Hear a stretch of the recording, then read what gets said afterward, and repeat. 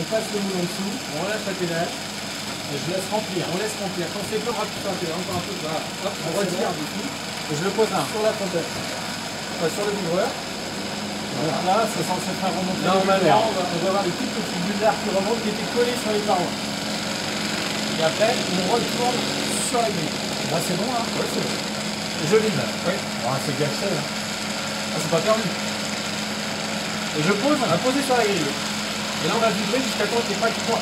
Mais là, quand même, sauver. Vous voyez le chocolat qui coule en dessous. On va attendre qu'il n'y ait pas toute la chute de chocolat qui coule. Et ça voudra dire que là, on aura laissé la première bonne épaisseur. Donc là, ça, parce qu'il y a plusieurs épaisseurs. on va mettre ça en deux épaisseurs. Là, c'est bon. On va la retourner sur le livreur.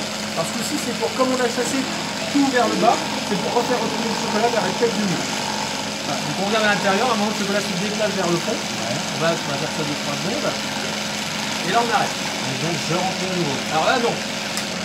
Là, on va laisser refroidir notre chocolat. On va le poser sur le marbre. Voilà. Donc il va durcir pendant à peu près 5-10 minutes. On va le voir, il va changer de couleur aussi. Et on va venir mettre une deuxième épaisseur à l'intérieur. Alors là, tout simplement, parce que si on le laissait comme ça, et ben, là, c'est vraiment très très fin. On voit, hein, il n'y a même pas 1 millimètre de chocolat. Il n'y aurait rien à manger. Ça, c'est une chose qui c'est très grave, il n'y aurait rien à manger. Mais en plus, il serait très fragile. Trop fragile pour être démoulé. On ne pourrait pas le démouler. Après, il y a une autre action, c'est-à-dire que là, cette pièce, une fois qu'elle sera terminée, on va la mettre au minimum à peu près 20 minutes au frigo pour qu'elle durcisse. Et on pourra les démouler seulement après. Donc, pour que ça se démoule, il faut qu'il y ait un effet de rétractation. C'est-à-dire que notre chocolat va devenir plus petit que le moule. Et s'il est trop fin, ben ce phénomène de rétractation ne va pas s'opérer. Il va coller sur les parois et dès qu'on va pouvoir le démouler, il va casser. Et graisser le moule, ce serait pas plus simple? Avec du beurre, comme un gâteau. Oui. Non, ça ne marcherait pas. Donc, Voilà, on soulève les deux parties qui bloquent le moule. Voilà, délicatement. Hein. c'est raté. On tord légèrement. Comme ça? Oui, mais très légèrement. Sur tout le tour? Sur tout le tour, oui. D'accord. Oui, on entend un petit peu que ça casse un peu, ça craque.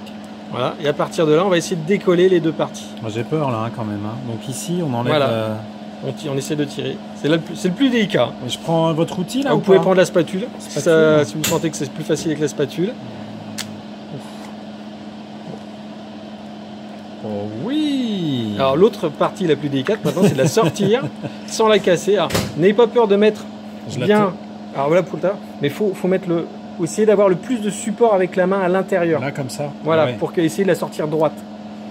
Ah oui, d'accord. Et si vous voyez que ça résiste un petit peu, vous pouvez continuer à tordre le moule un petit peu autour. Ouais, c'est parti. Et ben voilà. Superbe. Elle y est. Eh ben, elle est belle ma cloche.